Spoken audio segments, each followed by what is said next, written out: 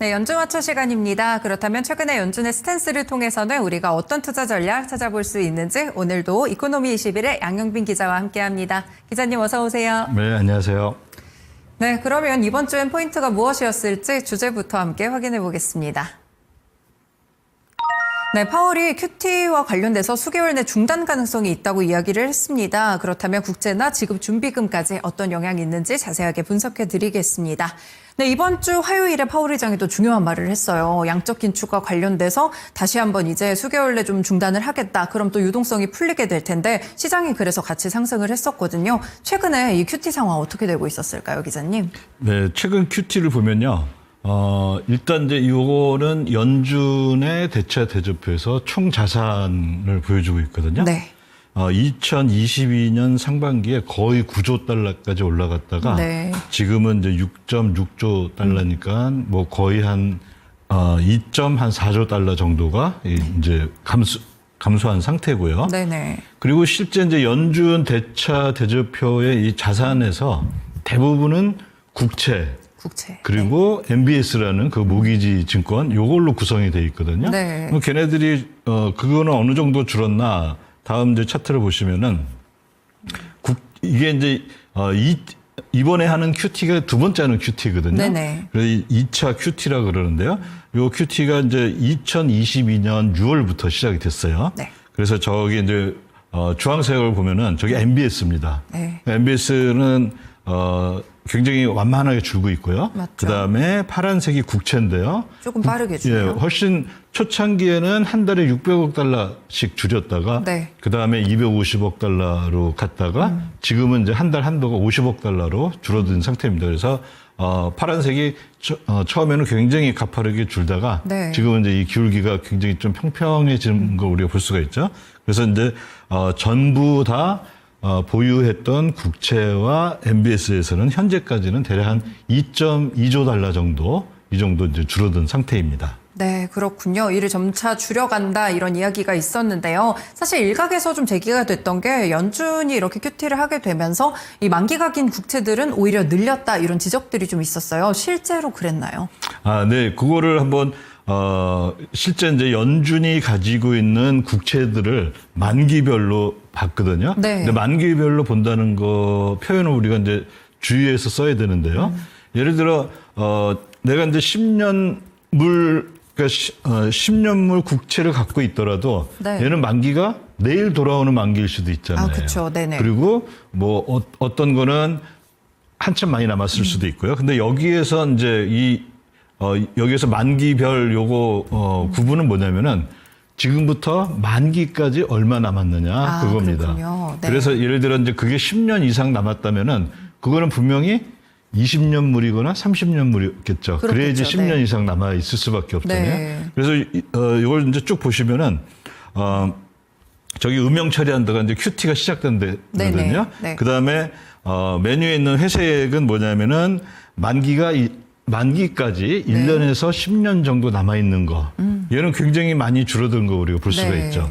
그다음에 장기 국채 중에서 1년 이하 거 그게 저기 주황색이고요. 그다음에 단기 국채는 지금 QT 시작한 이래로 크게 변하지 않고 있어요. 아, 그렇군요. 단기 국채는 이제 만기가 1년 이하인데 얘네들은 뭐 거의 변하지 않고 있고요. 네. 근데 이제 재밌는 거는 만기까지 10년 이상 남은 저게 이제 노란색으로 돼 있는데요. 네. 얘는 계속 올라오고 있죠. 오히려 올라가네요. 네, 네. 네.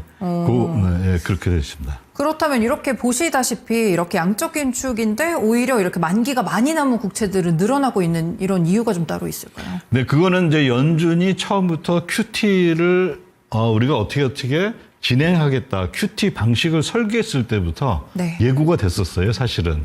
연준이 QT를 한다는 건 뭐냐면은 뭐 국채만 예를 든다면요. 갖고 있는 국채가 뭐 예를 들어 4조 달러다. 네. 그럼 이거 우리가 지금 평소에 비해서 정상에 비해서 너무 많이 갖고 있으니까 이거를 우리가 줄이겠다. 그런 건데 연준이 갖고 있는 국채를 줄이는 방법은 두 가지가 있습니다. 하나는 뭐냐면 직접 시장에다 파는 거예요. 그렇죠. 네. 그게 있고 또 하나는 뭐냐면은 이게 국채다 보니까 어떤 국채는 만기가 돌아오잖아요. 더 안 사는군요. 예, 그러면 만기가 돌아오면 그걸 그냥 만기 정산하고 재무부한테서 원금 받고 네. 뭐 그런 식으로 처리를 하는 거죠. 네네. 근데 연준이 하는 방식은 바로 그 두 번째 얘기했던 이걸 수동적 QT라고 합니다. 그러니까 적극적으로 파는 게 아니고 네. 만기 올 때까지 기다리는. 네, 맞습니다.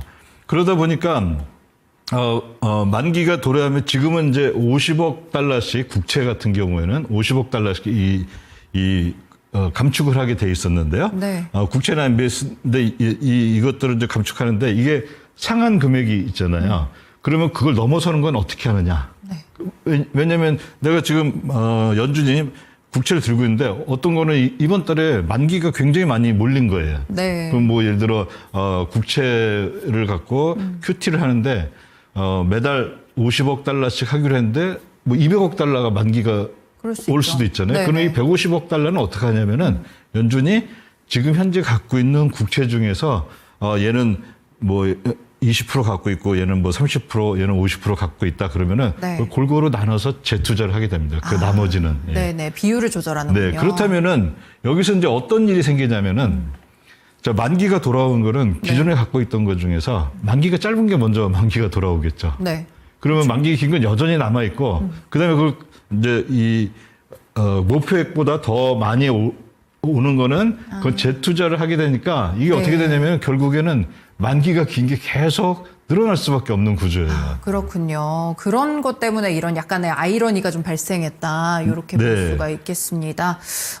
그러면요. 이 스티븐 뭐 마이런이라고 했는데 미란이라고 이렇게 언급이 되더라고요. 저는 몰랐어요. 스티븐 네. 미런 연준 이사가 사실 바이든 행정부 시절에 이제 옐런 재무장관이 있었을 때 그때 국채 발행을 뭐 능동적으로 했다. 능동적인 국채 발행에 대해서도 굉장히 비판을 한 적이 있었거든요. 그럼 비판 요지는 어떻게 되는 건가요?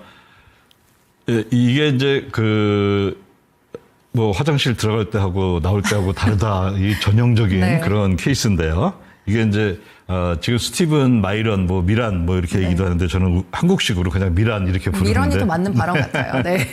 이분이 이제 바이든 행정부 때는 바이든 행정부에 대해서 아주 신랄한 비판을 했었어요. 네. 그리고 그 당시 재무부 장관이었던 옐런 장관에 대해서 굉장히 신랄한 비판을 했는데요. 이게 이제 요즘 이제 가끔 신문에서 나오는 피스칼 더미넌스라고 그래서 네. 재정 우위 정책이에요. 근데 이게 이제 한 국가에는 재정 정책이 있고요. 정부 또는 재무부가 하는 재정 정책이 있고 네. 그다음에 중앙은행이 하는 통화 정책이 있잖아요. 근데 재정 정책을 너무 많이 하다 보니까 다시 말하자면 국채 발행을 굉장히 많이 네. 이거 하다 보니까 이게 중앙은행은 뭘 하는 역할을 하냐면 원래 중앙은행은 인플레이션도 잡고 뭐 이런 그런 그쵸, 경제 통화 전반을 정책을 좀 운영해야죠. 하는데 이게 재무부가 또는 이 정부가 너무 많이 국채를 발행하니까 중앙은행이 하는 일은 그냥 설거지하는 일밖에 남지가 않은 거예요. 네네. 근데 그런 거를 어떻게 보면은 중앙은행의 통화 정책이 굉장히 무력화되는 상황.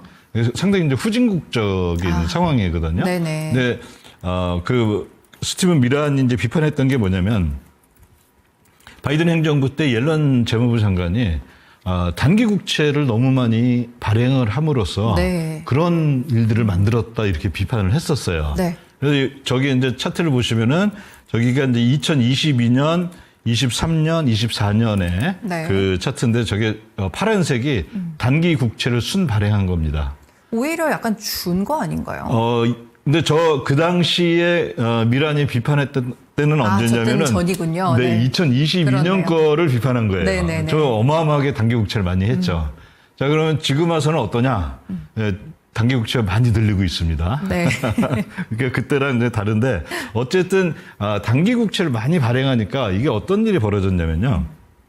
단기 국채는 가장 그래도 기본적으로 그 연준의 기준금리에 굉장히 연동이 돼 있어요. 네, 네. 거기에서 뭐 플러스 조금 더 많거나 알파 그렇죠. 정도 이 정도인데 장기 국채는 사실 시장이 결정하거든요. 굉장히 이제 시장에서 뭐 인플레이션이라든지 그렇죠. 앞으로 어떻게 될지. 경제 네. 성장이라든지 이런 이제 미래 전망에 가지고서 결정이 되는데 만약에 국채를 발행하는 데 있어서 장기 국채를 덜 발행한다. 그 얘기는 어떻게 되냐면 장기 국채가 굉장히 가격이 올라가고 네. 즉 수익률이 낮아지고 이런 식의 일이 되겠죠.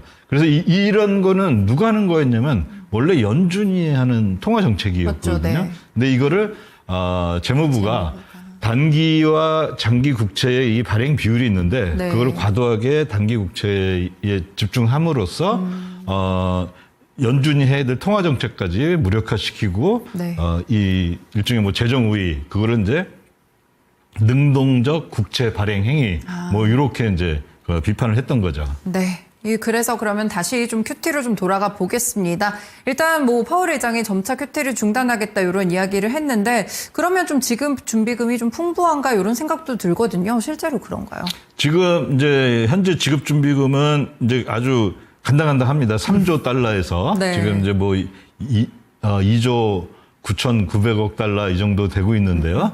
이게 사실 어느 정도가 이 정확한 그 수준인지는 아직도 아무도 몰라요. 이거는 네. 뭐 2.7조라고 얘기하는 사람들도 있고 뭐 더 훨씬 밑에 아니면 이미 이제 이미 지급 준비금이 부족한 상태로 갔다 이렇게 주장하는 분들이 있는데 네. 어쨌든 QT를 계속하면은 지급 준비금은 계속 줄어들게 돼 있거든요. 그렇죠. 네네. 그래서 파월이 이제 최근에 어제도 이제 굉장히 큰 뉴스가 있었잖아요. 그 소형은행들 미국의 지방 맞아요. 네. 거기에서 이제 굉장히 어려워지고 했던 것들이 이제 생기면서 대출 문제가 있었죠. 실제 이게 그 지급 준비금 관리가 이제 필요하다. 이거를 아마 파월이 미리 소식을 들었던 거일 수도 있었을 것 같아요. 네. 네. 그렇군요. 그러면 단기 자금 시장에도 약간 좀 이런 것들이 영향을 줄 것 같은데 단기 자금 시장은 어떻게 움직이고 있을까요? 네, 어제 그제 어마어마하게 움직였습니다. 예, 이게 어제까지는 이제 이 단기 자금 시장의 금리를 보는 데 있어서 가장 중요하게 이제 많은 사람들이 현재까지 봐왔던 게 어떤 거였냐면 소포 금리라는 건데요. 네네. 저기 보면은 이제 이게 잘 보이실지 모르겠는데 맨 오른쪽에 보면은 0.32가 있고 0.29가 있는데요. 네. 저거는 이제 소포 금리가 지금 기준금리 하단이 4%잖아요. 그걸 빼준 값이에요. 그러니까 이전하고 이제 비교를 편하게 하려고 이렇게 이제 본 건데 0.32는 아직 안 나왔어요. 이건 이제 오늘 저녁에 나오는데 네. 어제 이제 0.29가 나왔는데 이게 0.29가 나왔다는 건 뭐냐면은 저기 녹색 점선 보이잖아요. 네. 저게 지금 연준이 빌려주는 그 금리 중에서 제일 높은 금리입니다. 네. 그러니까 지금 이제 이게 0.25니까 4.25겠죠. 네. 4%를 뺀 거니까. 근데 그거보다 높아졌어요. 더 높게. 네, 이 얘기는 뭐냐면은 지금 단기 자금 시장에서 자금을 빌리려고 아우성 치는 사람들이 많아졌다. 요거는 수요가 이제 많아졌다는 거군요. 수요가 이제 많아졌던 거고. 네. 그럼 그게 왜 많아졌을까? 자금 시장이 지금 현재 뭔가가 이제 문제가 생기고 있다는 거죠. 이게 점점 이렇게 올라오고 있는데 요 차트에서 이제 주의해야 될 게 이전에는 이런 일들이 언제 벌어졌냐면은 네. 월 말 그다음에 맞아요. 분기 변동성. 말에 이게 이때는 이제 뭐 이 윈도우 드레싱 이런 것 때문에 늘 있었던 일인데 지금 아직 중순이잖아요. 그러게요. 갑자기 이렇게 변하는 좀 문제가 그리고 있는데요. 이게 네. 이게 이제 한 대략 지난 9월부터 중순에 이렇게 생겼는데 이런 게 이제 자주 있으면은 네. 이게 이제 연준이 이제 뭔가 좀 더 결단을 해야 될 그런 시점이 아닌가 이렇게 보여집니다. 네, 소포금리가 최근에 좀 급격하게 오르고 있다는 점도 보셔야 될 것 같은데요. 단기 자금 시장에 대한 수요가 많아졌다는 점까지 저희가 함께 체크해 드렸습니다. 오늘 말씀 여기까지 듣겠습니다. 고맙습니다. 네, 감사합니다.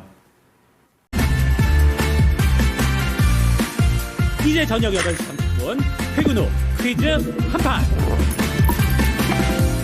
혼자 하지 마세요. 같이 해요. 매일 저녁 8시 30분 많은 참여 바랍니다. 네, 연준 와처 시간입니다. 그렇다면 최근에 연준의 스탠스를 통해서는 우리가 어떤 투자 전략 찾아볼 수 있는지 오늘도 이코노미 21의 양영빈 기자와 함께합니다. 기자님 어서 오세요. 네, 안녕하세요. 네, 그러면 이번 주엔 포인트가 무엇이었을지 주제부터 함께 확인해 보겠습니다. 네, 파월이 QT와 관련돼서 수개월 내 중단 가능성이 있다고 이야기를 했습니다. 그렇다면 국채나 지급 준비금까지 어떤 영향이 있는지 자세하게 분석해 드리겠습니다.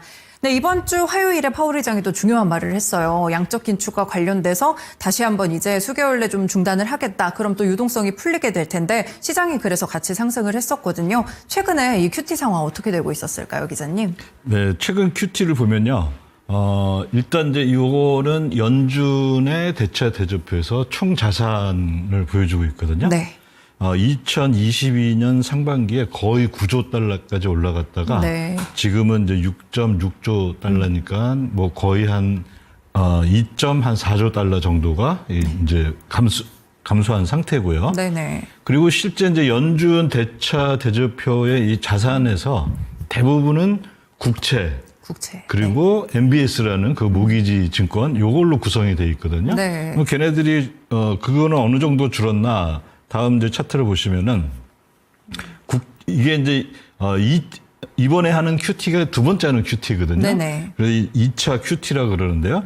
요 QT가 이제 2022년 6월부터 시작이 됐어요. 네. 그래서 저기 이제 주황색을 보면은 저게 MBS입니다. 네. MBS는 굉장히 완만하게 줄고 있고요. 맞죠. 그다음에 파란색이 국채인데요. 조금 빠르게 예, 주네요. 훨씬 초창기에는 한 달에 600억 달러씩 줄였다가 네. 그다음에 250억 달러로 갔다가 지금은 이제 한 달 한도가 50억 달러로 줄어든 상태입니다. 그래서 파란색이 처음에는 굉장히 가파르게 줄다가 네. 지금은 이제 이 기울기가 굉장히 좀 평평해지는 걸 우리가 볼 수가 있죠. 그래서 이제 전부 다 보유했던 국채와 MBS에서는 현재까지는 대략 한 2.2조 달러 정도 이 정도 이제 줄어든 상태입니다. 네, 그렇군요. 이를 점차 줄여간다 이런 이야기가 있었는데요. 사실 일각에서 좀 제기가 됐던 게 연준이 이렇게 QT를 하게 되면서 이 만기가 긴 국채들은 오히려 늘렸다 이런 지적들이 좀 있었어요. 실제로 그랬나요? 네, 그거를 한번 실제 이제 연준이 가지고 있는 국채들을 만기별로 봤거든요. 네. 근데 만기별로 본다는 거 표현을 우리가 이제 주의해서 써야 되는데요. 예를 들어 내가 이제 10년물 그러니까 10년물 국채를 갖고 있더라도 네. 얘는 만기가 내일 돌아오는 만기일 수도 있잖아요. 그렇죠. 네네. 그리고 뭐 어떤 거는 한참 많이 남았을 수도 있고요. 근데 여기에서 이제 여기에서 만기별 요거 구분은 뭐냐면은 지금부터 만기까지 얼마 남았느냐 그겁니다. 그렇군요. 네. 그래서 예를 들어 이제 그게 10년 이상 남았다면은 그거는 분명히 20년물이거나 30년물이겠죠. 그래야지 10년 네. 이상 남아 있을 수밖에 없잖아요. 네. 그래서 이걸 이제 쭉 보시면은 저기 음영 처리한 데가 이제 QT가 시작된 데거든요. 네. 그다음에 메뉴에 있는 회색은 뭐냐면은 만기까지 1년에서 10년 정도 남아 있는 거. 얘는 굉장히 많이 줄어든 거 우리가 볼 수가 네. 있죠. 그다음에 장기 국채 중에서 1년 이하 거 그게 저기 주황색이고요. 그다음에 단기 국채는 지금 QT 시작한 이래로 크게 변하지 않고 있어요. 그렇군요. 단기 국채는 이제 만기가 1년 이하인데 얘네들은 뭐 거의 변하지 않고 있고요. 네. 근데 이제 재밌는 거는 만기까지 10년 이상 남은 저게 이제 노란색으로 돼 있는데요. 네. 얘는 계속 올라오고 오히려 있죠. 올라가네요. 네. 네. 네. 네, 그렇게 되어 있습니다. 그렇다면 이렇게 보시다시피 이렇게 양적인 축인데 오히려 이렇게 만기가 많이 남은 국채들은 늘어나고 있는 이런 이유가 좀 따로 있을까요? 네, 그거는 이제 연준이 처음부터 QT를 우리가 어떻게 진행하겠다. QT 방식을 설계했을 때부터 네. 예고가 됐었어요, 사실은. 연준이 QT를 한다는 건 뭐냐면은 뭐 국채만 예를 든다면요. 갖고 있는 국채가 뭐 예를 들어 4조 달러다. 네. 그럼 이거 우리가 지금 평소에 비해서 정상에 비해서 너무 많이 갖고 있으니까 이거를 우리가 줄이겠다. 그런 건데 연준이 갖고 있는 국채를 줄이는 방법은 두 가지가 있습니다. 하나는 뭐냐면 직접 시장에다 파는 거예요. 그렇죠. 네. 그게 있고 또 하나는 뭐냐면은 이게 국채다 보니까 어떤 국채는 만기가 돌아오잖아요. 더 안 사는군요. 예, 그러면 만기가 돌아오면 그걸 그냥 만기 정산하고 재무부한테서 원금 받고 네. 뭐 그런 식으로 처리를 하는 거죠. 네네. 근데 연준이 하는 방식은 바로 그 두 번째 얘기했던 이걸 수동적 QT라고 합니다. 그러니까 적극적으로 파는 게 아니고 네. 만기 올 때까지 기다리는. 네, 맞습니다. 그러다 보니까 만기가 돌아오면 지금은 이제 50억 달러씩 국채 같은 경우에는 50억 달러씩 감축을 하게 돼 있었는데요. 네. 국채나 MBS인데 이것들을 이제 감축하는데 이게 상한 금액이 있잖아요. 그러면 그걸 넘어서는 건 어떻게 하느냐? 네. 왜냐하면 내가 지금 연준이 국채를 들고 있는데 어떤 거는 이번 달에 만기가 굉장히 많이 몰린 거예요. 네. 그럼 뭐 예를 들어 국채를 갖고 QT를 하는데 매달 50억 달러씩 하기로 했는데 뭐 200억 달러가 만기가 그럴 수 올 있죠. 수도 있잖아요. 네네. 그럼 이 150억 달러는 어떻게 하냐면은 연준이 지금 현재 갖고 있는 국채 중에서 얘는 뭐 20% 갖고 있고 얘는 뭐 30%, 얘는 50% 갖고 있다 그러면은 네. 그걸 골고루 나눠서 재투자를 하게 됩니다. 그 나머지는. 예. 네네. 비율을 조절하는군요. 네. 그렇다면은 여기서 이제 어떤 일이 생기냐면은 자, 만기가 돌아온 거는 기존에 갖고 있던 것 중에서 만기가 짧은 게 먼저 만기가 돌아오겠죠. 네. 그러면 만기 긴 건 여전히 남아 있고 그다음에 그걸 이제 이 목표액보다 더 많이 오는 거는 그 재투자를 하게 되니까 이게 어떻게 네. 되냐면 결국에는 만기가 긴 게 계속 늘어날 수밖에 없는 구조예요. 그렇군요. 그런 것 때문에 이런 약간의 아이러니가 좀 발생했다. 이렇게 볼 네. 수가 있겠습니다. 그러면요. 이 스티븐 뭐 마이런이라고 했는데 미란이라고 이렇게 언급이 되더라고요. 저는 몰랐어요. 스티븐 네. 미런 연준 이사가 사실 바이든 행정부 시절에 이제 옐런 재무장관이 있었을 때 그때 국채 발행을 뭐 능동적으로 했다. 능동적인 국채 발행에 대해서도 굉장히 비판을 한 적이 있었거든요. 그럼 비판 요지는 어떻게 되는 건가요? 예, 이게 이제 뭐 화장실 들어갈 때 하고 나올 때 하고 다르다 이 전형적인 네. 그런 케이스인데요. 이게 이제 지금 스티븐 마이런 뭐 미란 뭐 이렇게 얘기도 하는데 저는 한국식으로 그냥 미란 이렇게 부르는데 미란이 더 맞는 발언 같아요. 네.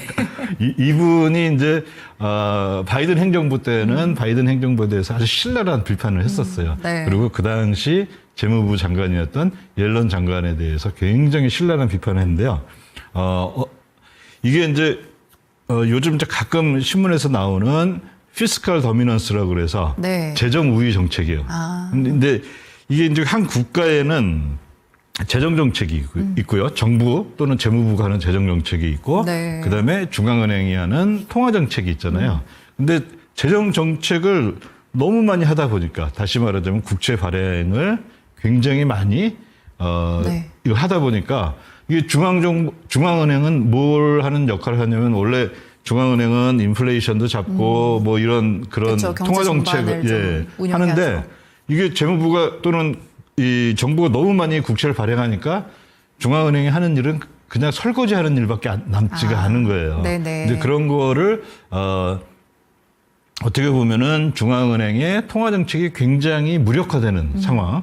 그래서 상당히 이제 후진국적인 상황이거든요. 네네. 근데 스티븐 미란이 이제 비판했던 게 뭐냐면 바이든 행정부 때 옐런 재무부 장관이 단기 국채를 너무 많이 발행을 함으로써 네. 그런 일들을 만들었다 이렇게 비판을 했었어요. 네. 그래서 저기 이제 차트를 보시면은 저기가 이제 2022년, 23년, 24년에 네. 그 차트인데 저게 파란색이 단기 국채를 순 발행한 겁니다. 오히려 약간 준 거 아닌가요? 근데 그 당시에 미란이 비판했던 때는 저 때는 언제냐면은 전이군요. 네, 네. 2022년 그러네요. 거를 비판한 거예요. 네네네. 저 어마어마하게 단기 국채를 많이 했죠. 자, 그러면 지금 와서는 어떠냐? 예, 단기 국채가 많이 들리고 있습니다. 네. 그러니까 그때랑 이제 다른데 어쨌든 단기 국채를 많이 발행하니까 이게 어떤 일이 벌어졌냐면요. 단기 국채는 가장 그래도 기본적으로 그 연준의 기준금리에 굉장히 연동이 돼 있어요. 네, 네. 거기에서 뭐 플러스 조금 더 많거나 알파 그렇죠. 정도 이 정도인데 장기 국채는 사실 시장이 결정하거든요. 굉장히 이제 시장에서 뭐 인플레이션이라든지 그렇죠. 앞으로 어떻게 될지. 경제 네. 성장이라든지 이런 이제 미래 전망에 가지고서 결정이 되는데 만약에 국채를 발행하는 데 있어서 장기 국채를 덜 발행한다. 그 얘기는 어떻게 되냐면 장기 국채가 굉장히 가격이 올라가고 네. 즉 수익률이 낮아지고 이런 식의 일이 되겠죠. 그래서 이런 거는 누가 하는 거였냐면 원래 연준이 하는 통화 정책이었거든요. 맞죠, 네. 근데 이거를 재무부가 단기와 장기 국채의 이 발행 비율이 있는데 네. 그걸 과도하게 단기 국채에 집중함으로써 연준이 해야 될 통화 정책까지 무력화시키고 네.